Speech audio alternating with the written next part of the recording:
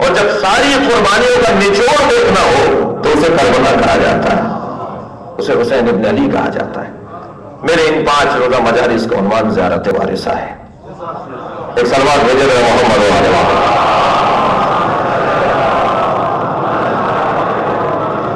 اور اسی عنوان کو اگرچہ آج تمہیدی بیان سے میں گزروں گا، اور کوشش ہوگی کہ اپنے سبق کو دہراؤں اپنے محترم سننے والوں کی خدمت میں، پرانا آپ سے محبت کرنے والا ہوں، اور آپ بھی مجھ سے جو ہے وہ تشریف لاتے ہیں گونڈی باتیں سننے کے لیے۔ یہ آپ کا بڑا پن ہے، یا آپ کی بزرگی ہے، یا آپ کا اعلیٰ ظرفی ہے کہ آپ تشریف فرما ہوتے ہیں اور مجلس سنتے ہیں، ورنہ اگر 2 بچے بھی بیٹھے ہوں گے تو مجلس تو مجھے پڑھنی ہے۔ ایک سلوات بھیجے گا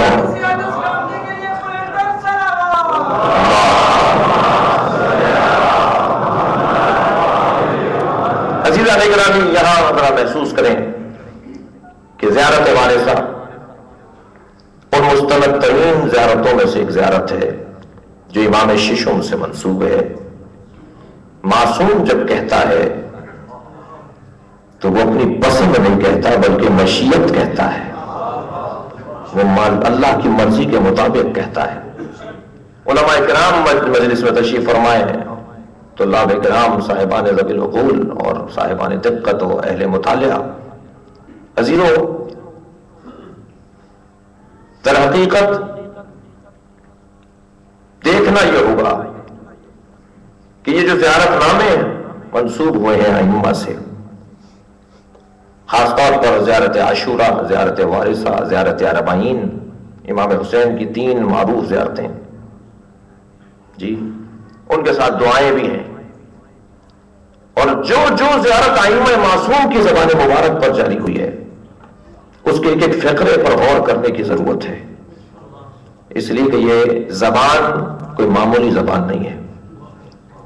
توجہ چاہوں گا، وحی 2 طرح کی ہوتی ہیں، ایک وحی قرآنی ہے اور ایک وحی بیانی ہے۔ وحی قرآنی وہ ہے کہ جس کے ذریعے قرآن مجید نازل ہوا، مگر وحی بیانی وہ ہے جو قرآن کی تفسیر کرتی ہے۔ نبی مکرم کے بارے میں پروردگار عالم نے بہت ہی واضح طور پر ارشاد فرمایا، وَمَا يَنطِقُ عَنِ الْهَوَىٰ إِنْ هُوَ إِلَّا وَحْيٌ يُوحَىٰ۔ اس آیت پر غور فرمائیے ذرا، ہمارا نبی تو بولتا ہی نہیں ہے، مگر جب بولتا ہے تو وحی کے مطابق بولتا ہے۔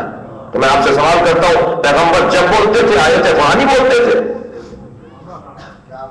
بھائی تھوڑا سا ہاں رکھیے، کیا پیغمبر جب بھی بولتے تھے صرف قرآن بولتے تھے؟ یہ تو پیغمبر کا ہم پر احسان ہے کہ کسی کو کہا کہ یہ قرآن ہے، کسی کو کہا یہ میری حدیث ہے۔ اگر وہ حدیث کو بھی قرآن کہہ دیتے تو میرے اندر تو ضرورت نہیں تھی کہ میں انکار کر دیتا، لیکن پیغمبر نے کہا یہ قرآن ہے، یہ میری حدیث ہے۔ تو لیکن پیغمبر تو حرکت زبان، جنبش زبان نہیں ہوتی، مگر یہ تو وحی کے مطابق ہوتی ہے۔ تو معلوم یہ ہوا کہ حدیث بھی وحی ہے، بس فرق اتنا ہے وہ وحی قرآنی ہے اور یہ وحی بیانی ہے۔ جو قرآن کی تفسیر کرے اسے بھی وحی کہا جاتا ہے، اس لیے کہ اللہ نے صاف کہہ دیا ہمارا نبی بولتا ہی نہیں ہے، مگر بولتا ہے تو وہی بولتا ہے۔ اور عزیزان گرامی، پیغمبر اکرم نے اپنی 23 برس کی پیغمبرانہ زندگی کے اندر جو کچھ ارشاد فرمایا ہزاروں احادیث کی صورت میں، کیا وہ قرآن کی مکمل تفسیر ہو گئی؟ اس لیے کہ پیغمبر اکرم کے 13 برس مکے کے جو مخفی تبلیغ رہی، جس کا عالم یہ رہا کہ پیغمبر اکرم کو ہجرت کرنا پڑی، جس میں گھر والوں کو اگر پیغام پہنچاتے ہیں تو گھر والے اور عزیز و اقارب بھی پہلے مرحلے پر بات سننے کو تیار نہیں ہے، جہاں پیغمبر اکرم پر روزانہ کوئی نہ کوئی مشکل ہے مکے کی زندگی میں، اور اللہ نے پھر کہا ہے میرے حبیب ہجرت کر کے مدینے چلے جاؤ، اور اب جب مدینے تشریف لائے تو 10 سال کی زندگی ہے مدینے کی اور 80 جنگیں ہیں۔ ذرا جوڑیے تو صحیح پیغمبر کی زندگی کے ساتھ 80 جنگوں کو، ایسا لگتا ہے ہر ہفتے کوئی نہ کوئی جنگ تیار تھی۔ تو پیغمبر تو مسلسل مصروف رہے، تو جس نبی کو مسلسل اس زمانے کے حالات میں مصروف رکھا، کیا وہ قرآن کی پوری تفسیر بیان کر سکے؟ مراد ہرگز یہ نہیں ہے کہ پیغمبر معاذ اللہ کبھی کوتاہی کرے، حالات وہ نہیں تھے، ماحول وہ نہیں تھا، ضرورت اس امر کی تھی کہ کوئی ہو جو پیغمبر کے بیان کو مسلسل کرے۔ توجہ ہے، جو نبی مکرم کے پیغام کو مسلسل کرے. لہذا پیغمبر اکرم نے ایک حدیث میں اس مسئلے کا حل پیش کر دیا. حضرت نے فرمایا انا و علی ابوا هذه الامہ، میں اور علی اس امت کے دو باپ ہیں. پیغمبر نے اس مختصر ترین حدیث کے اندر ایک الجھن دور کر دی کہ میری 23 برس کی زندگی میں امت کی تربیت مکمل نہیں ہوئی ہے، تو باپ اگر جا رہا ہے تو یہ مت سمجھنا کہ یتیم ہو گئے ہو، بلکہ میں ایک اور باپ چھوڑے جا رہا ہوں جسے علی کہا جاتا ہے. یہ تمہیں تربیت مکمل کر کے دے گا.